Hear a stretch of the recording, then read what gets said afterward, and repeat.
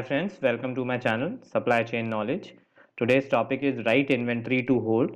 अभी तक हम लोगों ने इन्वेंट्री की डिटेल्स के बारे में चार चैप्टर्स ऑलरेडी पढ़ लिए हैं, जिसमें पहले हम लोगों ने डिस्क्रिप्शन जाना व्हाट इज इन्वेंट्री, सेकंड में टाइप्स ऑफ इन्वेंट्री, थर्ड में how the inventory is linked to money and fourth में how the inventory is linked to cost. इस चैप्टर में हम लोग राइट इन्वेंट्री टू होल्ड पढ़ेंगे कि हमें राइट इन्वेंट्री क्या होल्ड करनी चाहिए.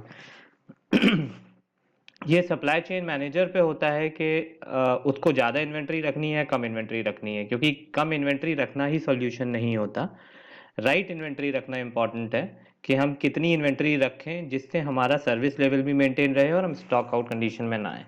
तो चलिए कोर्स में डाइव इन करते हैं कि एक्चुअल में अभी हम इसमें समझेंगे कि कितनी एज अ इंडस्ट्रियल नॉर्म्स हमें होल्डिंग इन्वेंट्री रखनी चाहिए. तो उसका डिटेल्स जानते हैं. चलिए कोर्स में आगे चलते हैं, डाइव इन करते हैं. Holding a smaller amount of inventory is always an objective of an inventory manager to meet the company KPIs और जो भी हम लोग को सर्विस लेवल मेंटेन करने के लिए. लेकिन ये जो कम इन्वेंट्री है ये ज़रूरी भी है रखना, क्योंकि इसमें हम लोगों ने मनी इन्वेस्ट किया है, और दूसरा ये इन्वेंट्री होल्डिंग कॉस्ट है हम लोगों की. तो जो हम मिनिमम इन्वेंट्री रख रहे हैं उससे एसोसिएटेड भी होल्डिंग कॉस्ट होती है. अब इस होल्डिंग कॉस्ट को इन जनरल ये 5 to 20% लाया करती है. तो अगर आपको होल्डिंग कॉस्ट कंपनी की पता करनी है तो टोटल होल्डिंग कॉस्ट आपकी 5 to 20% of value of inventory होगी. तो आप उसको निकाल के divide by value of total inventory करेंगे तो आपको पता लग जाएगा अभी आप कहाँ स्टैंड कर रहे हैं. उससे आपको ये क्लियरिटी आ जाएगी कि आपकी स्टोरिंग राइट है. आपने जितने भी नॉर्म्स हैं आपको कोई टूल लगाने की ज़रूरत है या आगे कुछ इम्प्रूव करने की ज़रूरत है, ये हमारी होल्डिंग इन्वेंट्री और इस परसेंटेज से पता लग सकता है.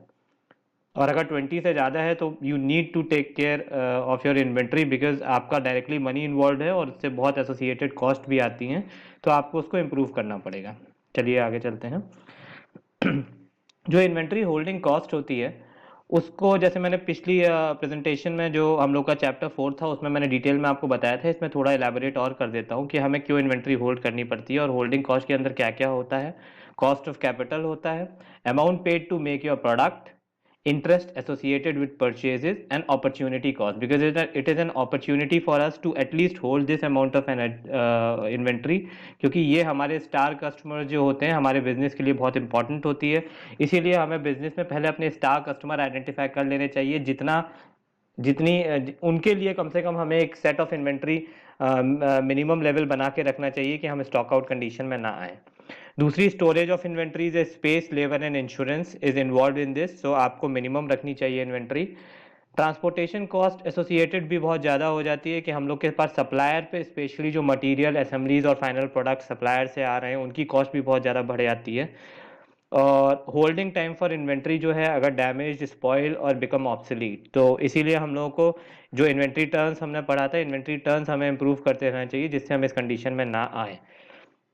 चलिए ये तो हो गई कम इन्वेंट्री रखने की बात. अगर आपको ज़्यादा इन्वेंट्री आप रखते हैं तो उससे आपको एक फ़ायदा होता है कि आपकी ट्रांसपोर्टेशन कॉस्ट कम हो सकती है और आप प्रिवेंट रश आवर्स कर सकते हैं, रश ऑर्डर्स.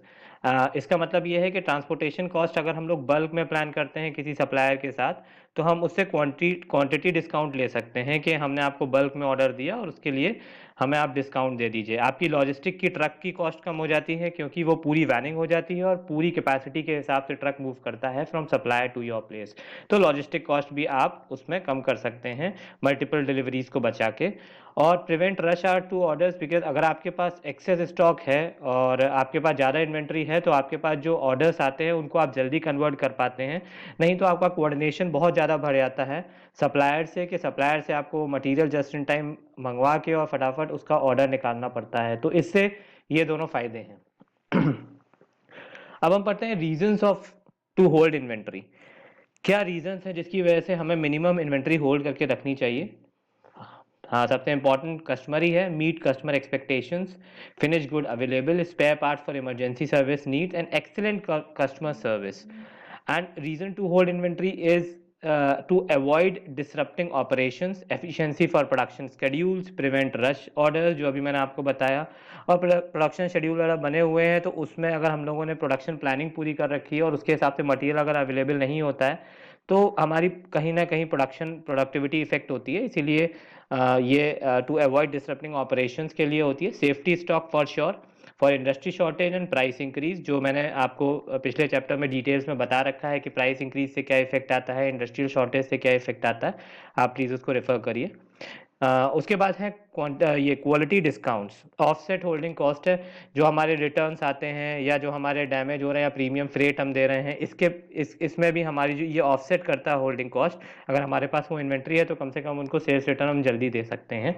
इसके बारे में भी डिटेल्स में मैंने चैप्टर 4 में बताया, आप एक बार चेक कर लीजिए। अब इसके लिए bad reason for holding inventory क्या होती है कि हम लोग होल्ड तो कर रहे हैं लेकिन उसमें क्या हो गया, supplier with an unreliable delivery record.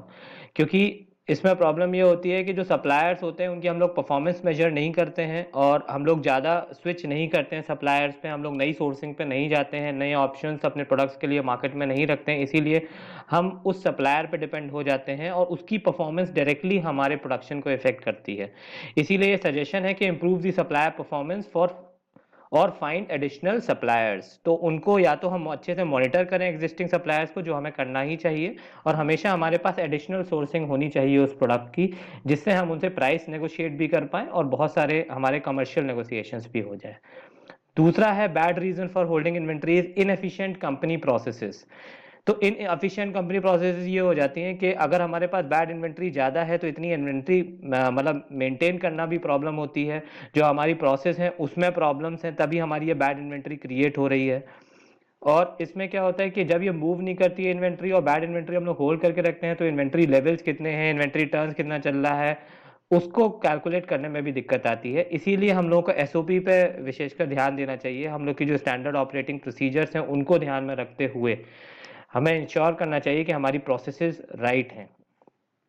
Inaccurate forecasting, obviously ये बैड इन्वेंट्री इनएक्यूरेट फोरकास्टिंग का ही ये उसका बहुत बड़ा रीज़न है। इसका मैं डिटेल्स में आगे चैप्टर्स में आपको बताऊंगा कि किस तरह की फोरकास्टिंग होती है, हम लोग कैसे करते हैं। हिस्ट्री बेस्ड होती है, सीजनल होती है, एंटिसिपेटेड होती है, और अलग अलग इसमें टूल्स लगते हैं, वो मैं बताऊंगा। अगर आपने गलत फोरकास्टिंग कर दी तो ऑब्वियसली आपकी बैड इन्वेंट्री आ जाएगी।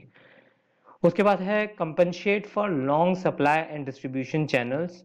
अगर हमारे जो सप्लायर्स हैं वो बहुत दूर हैं, ग्लोबली वो प्रेजेंट हैं, हमारे कस्टमर ग्लोबली प्रेजेंट हैं, तो इसमें मोर टाइम लगता है ऑर्डर को फिल कराने के लिए और कॉम्प्लेक्सिटी ऑफ प्रोसेसेस भी हो जाती है, क्योंकि बहुत सारे ग्लोबली कोऑर्डिनेशन इन्वॉल्व हो जाते हैं। जो मैंने आपको बताया था, एज एन इन्वेंट्री मैनेजर आपको गुड कोऑर्डिनेटर भी होना बहुत ज़रूरी है। अगर गुड कोऑर्डिनेटर आप नहीं हैं तो as an inventory manager succeed नहीं कर सकते हैं। इसका सजेशन यही है कि work closely with customer to estimate future demands. जो भी हमारे सेल्स पीपल हैं उनको उनके साथ जो भी वो S&OP प्लानिंग करते हैं, सेल्स की प्लानिंग करते हैं, वो बहुत ज़रूरी है। वो मैं आगे वाले चैप्टर्स में आपको बताऊंगा S&OP प्लानिंग का कितना बड़ा इम्पैक्ट आता है हमारी फोरकास्टिंग पे। तो हम लोग को डायरेक्टली मार्केट में इन्वॉल्व होना चाहिए, सर्विस करना चाहिए, और कस्टमर के एग्जैक्ट रिक्वायरमेंट क्या है वो हमें पता होने चाहिए। ये बहुत ज़रूरी है। ठीक है, थैंक यू। ये मैंने आपको बैड बताया। अब दूसरा मैं प्रोडक्शन इन्वेंट्री बताऊंगा, जिसमें पुश पुल बताऊंगा आपको, और आगे कमिंग चैप्टर्स में आपको कंट्रोल इन्वेंट्री कैसे करनी है, फोरकास्टिंग कैसे करनी है, कौन कौन से टूल हम यूज़ कर सकते हैं, इन्वेंट्री को एनालाइज कैसे कर सकते हैं और इम्प्रूव कैसे कर सकते हैं। तो प्लीज़ आगे वाले प्रोडक्शन इन्वेंट्री में हम लोग चैप्टर 6 में पढ़ेंगे, और आप मेरे चैनल को सब्सक्राइब और लाइक करिए। थैंक यू, जिसकी वजह से मैं आपको ऐसा ही क्वालिटी प्रोडक्ट्स और कंटेंट देता रहूँ। Thank you.